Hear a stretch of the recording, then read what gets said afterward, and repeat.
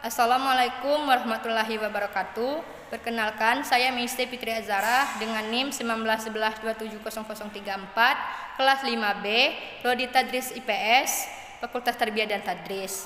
Baiklah, di sini saya akan mereview ulang tentang makalah kelompok 2, yaitu korupsi dengan mata kuliah patologi sosial. Definisi korupsi. Secara umum, korupsi adalah tingkah laku individu yang menggunakan wewenang dan jabatan guna mengeruk keuntungan pribadi yang merugikan kepentingan umum dan negara. Jadi, korupsi itu merupakan gejala salah pakai dan salah urus dari kekuasaan demi keuntungan pribadi terhadap sumber-sumber kekayaan negara dengan menggunakan wewenang dan kekuatan formal, misalnya dengan alasan hukum dan kekuatan senjata untuk memperkaya diri sendiri. Faktor penyebab korupsi yaitu tindakan korupsi tidak terjadi begitu saja. Ada beberapa faktor yang menyebabkan tindakan korupsi. Secara umum, faktor penyebab korupsi terjadi dari dua macam, yaitu faktor internal dan eksternal. Faktor internal yaitu merupakan faktor pendorong korupsi dari dalam diri yang dapat dirinci menjadi, yang pertama ada aspek perilaku individu dan aspek sosial. Selanjutnya yaitu faktor eksternal, yaitu faktor yang memicu perilaku korupsi yang disebabkan oleh faktor di luar diri perilaku. Aspek sikap masyarakat terhadap korupsi, ada aspek ekonomi, aspek politis, aspek organisasi. Selanjutnya yaitu ada bentuk-bentuk korupsi. Perbuatan tindak pidana korupsi kerap menjadi momok bagi pejabat maupun pihak swasta, namun tidak sedikit dari mereka belum mengetahui atau mengenal apa saja perbuatan yang tergolong dalam tindak pidana korupsi. Setidaknya ada 6 jenis kelompok tindak pidana korupsi yang diatur dalam Undang-Undang Nomor 31 Tahun 1999. Yang pertama yaitu ada perbuatan yang merugikan negara. Yang kedua ada suap, yaitu merupakan semua bentuk tindakan pemberian uang atau menerima uang yang dilakukan oleh siapapun, baik itu perseorangan atau badan hukum.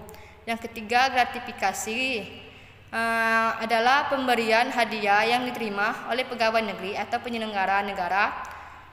Yang keempat, ada penggelapan dalam jabatan. Kategori ini sering juga dimaksud sebagai penyalahgunaan jabatan. Yang kelima, ada pemerasan, yaitu merupakan tindakan yang dilakukan oleh pegawai negeri atau penyelenggara negara untuk menguntungkan diri sendiri atau orang lain secara melawan hukum atau dengan menyalahgunakan kekuasaannya dengan memaksa seseorang memberi sesuatu, membayar atau menerima pembayaran dengan potongan atau mengerjakan sesuatu bagi dirinya sendiri. Yang keenam yaitu perbuatan curang. Hal ini bisa terjadi karena di proyek-proyek pemerintah seperti pemborong, pengawas proyek, dan lain-lain. Kemudian yaitu ada angka kasus korupsi di Indonesia. Yang pertama ada lembaga swadaya. Masyarakat Anti Korupsi Indonesia Corruption Watch atau ICW merilis laporan tren peningkatan kasus korupsi sementara 2001.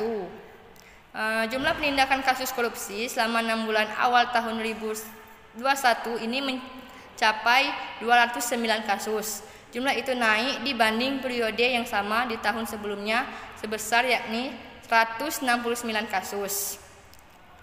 Kemudian yaitu ada dampak korupsi di masyarakat.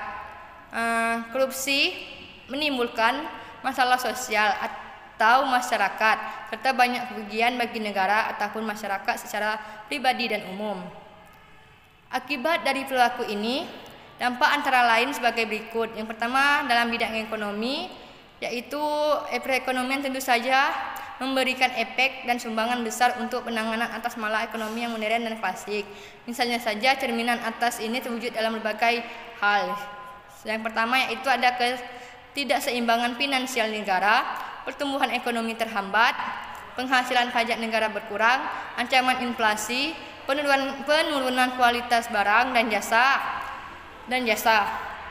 Selanjutnya yaitu upaya mengatasi korupsi.